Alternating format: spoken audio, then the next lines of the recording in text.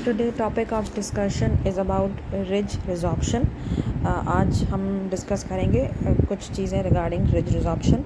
तो हम one by one questions को दिखाते जाएंगे और आपको बताते जाएंगे कि क्या क्या पॉसिबिलिटीज़ हैं इन रिज रिजॉर्प्शन में। तो जैसे कि आपको सामने से नज़र आ रहा है कि पहले जो चीज़ें डिस्कस करेंगे वो है कॉजेज़ के बारे में, जो मोस्टली पूछी जाती हैं एग्ज़ाम में कि इटियोलॉजी क्या है रिज रिजॉर्प्शन की।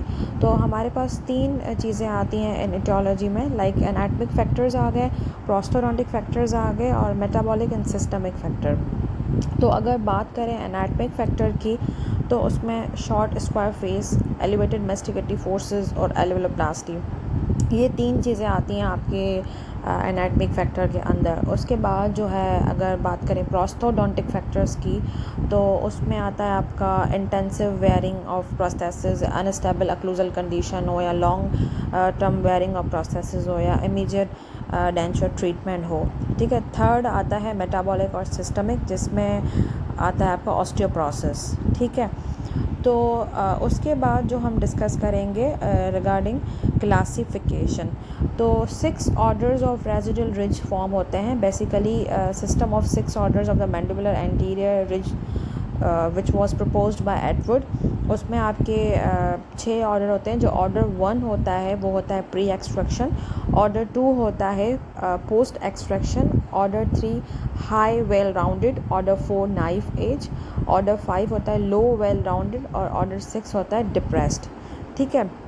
ये आपकी क्लासिफिकेशन है जो मोस्टली आपसे पूछी जाती है, जिसको हम कॉमनली जानते हैं एडवर्ड क्लासिफिकेशन के नाम से। तो आपको ये 6 ऑर्डर्स पता होने चाहिए एडवर्ड के। ठीक है। 6 ऑर्डर्स होते हैं एडवर्ड क्लासिफिकेशन के। उसके बाद जो नेक्स्ट क्वेश्चन है रिगार्डिंग रेजिडुअल रिज रिजॉर्प्शन, उसके बारे में मैं आपको थोड़ा बताऊंगी। क्लासिफिकेशन के बाद जो है मैनेजमेंट जो होती है वो पूछी जाती है कि जनरल मैनेजमेंट आप कैसे करोगे। जैसे आपको सिनोशू प्रिंसिपल को फॉलो करना है, जो ब्रॉड कवरेज होता है, इंटीमेट कांटेक्ट विद टिश्यूज़ होने चाहिए। आपकी इंप्रेशन टेक्निक्स कौन सी होनी चाहिए, इसमें न्यूट्रल जोन इंप्रेशन टेक्निक को फॉलो करते हैं, butterfly impression technique, sublingual French technique.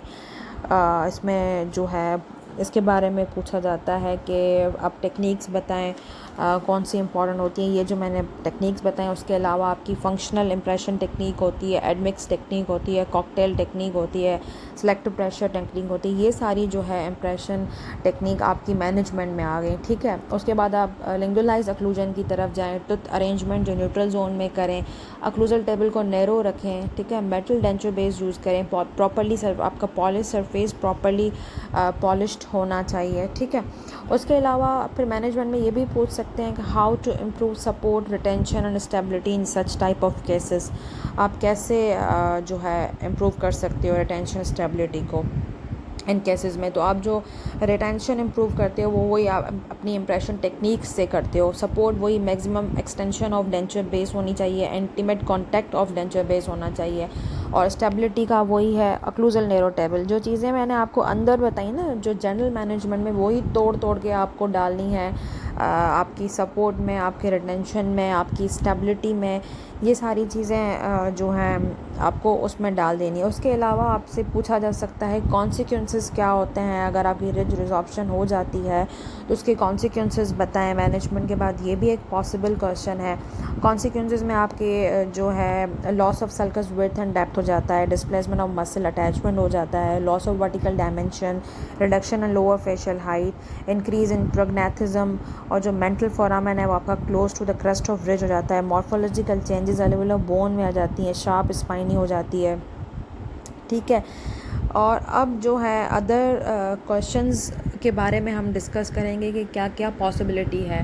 ठीक है। मेरे वीडियोस का मकसद ये होता है कि आपको ज़्यादा से ज़्यादा पॉसिबल क्वेश्चंस बताना, बाकी काम आपका ही है, क्योंकि चीज़ें हर स्टूडेंट अपनी अपनी तरीके से ढूंढता है। जैसे मैंने आपको कॉजेज़ बताए, तो ऑब्वियसली आप इतने कॉजेज़ पे स्टिक नहीं रहेंगे, बहुत सारे मल्टीपल कॉजेज़ हैं रिज रिजॉर्प्शन के। मैंने जो आपको बताया वो बेसिकली रेफरेंस वाले कॉजेज़ बताए। अदर क्वेश्चंस में मैं आपको बताऊंगी कि जैसे मैंने कॉन्सिक्वेंसेस आपको पीछे बता दिया कि पूछा जा सकता है कि कॉन्सिक्वेंसेस क्या होते हैं, जिसमें मैंने आपको 6-7 कॉन्सिक्वेंसेस बता दिए कि भाई ये पॉसिबल कॉन्सिक्वेंसेस हैं उसमें रिज रिजॉर्प्शन में। उसके अलावा मैंने आपको मैनेजमेंट में बता दिया कि अगर मैनेजमेंट को सिंपली ना पूछा गया तो आपसे ये पूछा जा सकता है कि आप इम्प्रूव रिटेंशन स्टेबिलिटी सपोर्ट को कैसे करोगे। इसके अलावा आप बीइंग अ डेंटिस्ट आप कौन कौन से प्रॉब्लम फेस करोगे वाइल टेकिंग द इम्प्रेशन। तो रिज रिजॉर्प्शन में क्या होता है कि टिश्यू अनसपोर्टेड हो जाते हैं ना और डिस्प्लेस हो जाते हैं, तो impression technique is very difficult. मतलब हम इम्प्रेशन टेक्निक को चेंज करें तो